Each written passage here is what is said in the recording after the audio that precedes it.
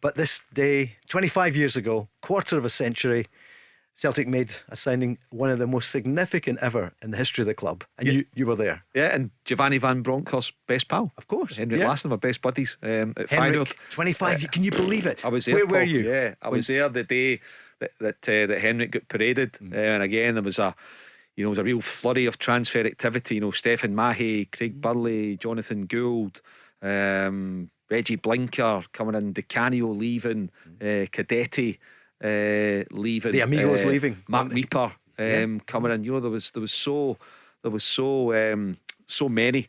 But yeah, I mean, I remember that day well. Henrik sitting with his dreadlocks. There was a sort of protracted situation with his court case and the release fee and his contract with Feyenoord. But listen, nobody could have thought that he would give 7 years outstanding service, 242 goals, then go on and win the Champions League with Barca.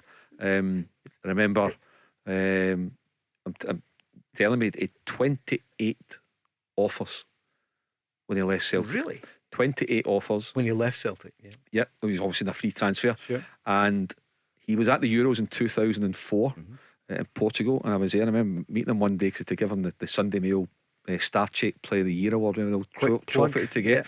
And so met him at the tuning up. Anyway, long story short, he said he told me his wife had been on the phone to say that Barcelona want you, and he said to her, "Oh, good." He says, "But I'm preparing for Sweden's game." He says, "Tell me to wait 48 hours. I can't get involved in this to prepare for Sweden's game." He says, "Well, you can't tell Barcelona to wait." He says, "Well, you deal with it then."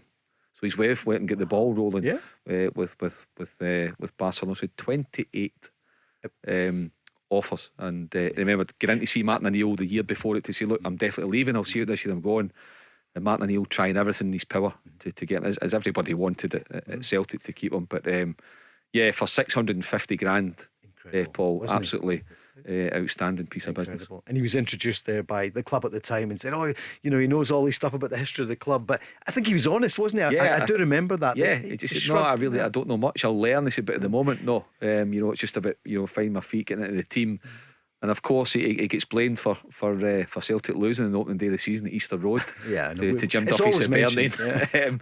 But he kicked on, and I think you look at some of the goals that he scored, but the one when Celtic stopped 10 in a row at home to St Johnstone that day, the opening goal inside 5 minutes just settled everybody down. It was a quality finish as well. Was indeed, yeah, because it was touch and go for quite a time in that game, wasn't it? Because Rangers were playing up at Dundee United, and Jonathan Gould did one, if not two brilliant saves that afternoon against St Johnstone when the score was 1-0. And then Harold Bratback, he sealed it, didn't we? Harold did. He certainly did. Yeah, remembering Henrik Larsson, the greatest Celtic player certainly of the last quarter of a century. He'd be up there along with Dalglish. Dalglish, Johnson, Jimmy Johnson, Billy McNeil, Paul McStayes, all the guys in the last 40 50 years. There's been some